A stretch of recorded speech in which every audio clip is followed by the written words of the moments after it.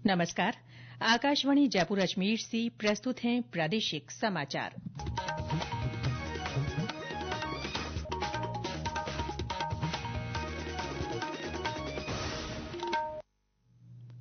समाचारों के साथ मैं रितिका गुप्ता।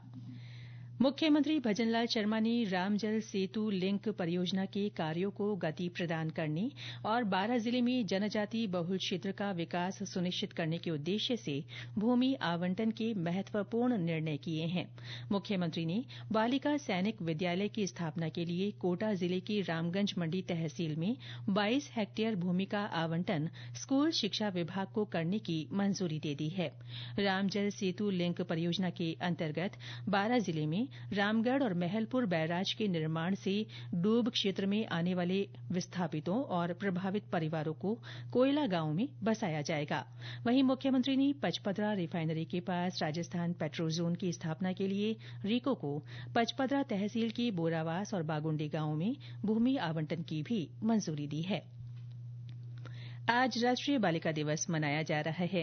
ये दिन बालिकाओं के अधिकारों, शिक्षा, स्वास्थ्य और सुरक्षा पर समाज का ध्यान आकर्षित करने के उद्देश्य से मनाया जाता है। महिला और बाल विकास मंत्रालय की ओर से पहली बार वर्ष 2008 में राष्ट्रीय बालिका दिवस की शुरूआत की गई थी। इस वर्ष का विषय है उज्ज्वल भविष्य के लिए बालिकाओं का सशक्तिकरण। प्रधानमंत्री नरेन्द्र मोदी ने इस अवसर पर सभी को शुभकामनाएं दी हैं। एक सोशल मीडिया पोस्ट में श्री मोदी ने कहा कि सरकार ने बालिकाओं को सशक्त बनाने में योगदान देने वाले क्षेत्रों जैसे शिक्षा, प्रौद्योगिकी, कौशल और स्वास्थ्य सेवा पर ध्यान केंद्रित किया है। उन्होंने कहा कि सरकार ये सुनिश्चित कर रही है कि बालिकाओं के साथ कोई भेदभाव न हो। मुख्यमंत्री भजनलाल शर्मा ने भी सोशल मीडिया पोस्ट में कहा कि राज्य सरकार बालिकाओं के उत्थान के लिए महत्वपूर्ण योजनाएं चला रही है ताकि वे आत्मनिर्भर होकर मजबूत समाज का निर्माण करें। इस अवसर पर प्रदेश भर में भी विभिन्न कार्यक्रम आयोजित किए जा रहे हैं। भीलवाड़ा में रैली निकाली गई। रैली में नर्सिंग की ट्रेनिंग करने वाली छात्राएं शामिल हुई। राज्यपाल हरिभाऊ बागड़े ने कोटा में वर्धमान महावीर खुला विश्वविद्यालय के दीक्षांत समारोह में भाग लिया। इस अवसर पर उन्होंने विद्यार्थियों को गोल्ड मेडल और मानद डिग्री प्रदान की। श्री बागड़े ने विद्यार्थियों को संबोधित करते हुए उनसे हमेशा राष्ट्रहित में समर्पित होकर काम करने की अपील की।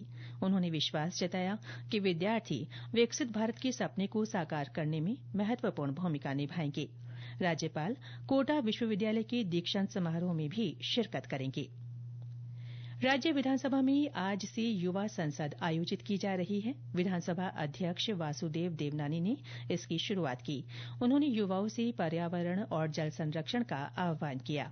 उन्होंने कहा कि जल संचयन के लिए जीवन शैली में बदलाव लाए जाने की जरूरत है। उन्होंने प्रदेश की जल संरक्षण की प्राचीन तकनीकों का जिक्र किया। इसके अलावा उन्होंने कहा कि वैज्ञानिक नवाचारों के माध्यम से जलवायु की शुद्धि की जा सकती है। यदि प्राकृतिक संसाधनों का ढंग से उपयोग नहीं करेंगे तो आपका स्वास्थ्य, आपके कृषि और जल सुरक्षा पे भी बहुत बुरा प्रभाव पड़ेगा। इसलिए मेरा आपसे आग्रह है, हम औद्योगिकरण और वैज्ञानिक नवाचारों के माध्यम से हम ऐसी सामग्री उपलब्ध कराएं जिसके कारण जलवायु का शुद्धिकरण भी हो सके। 2 दिन चलने वाली इस युवा संसद के माध्यम से युवाओं को विधानसभा की कार्यप्रणाली समझाई जाएगी।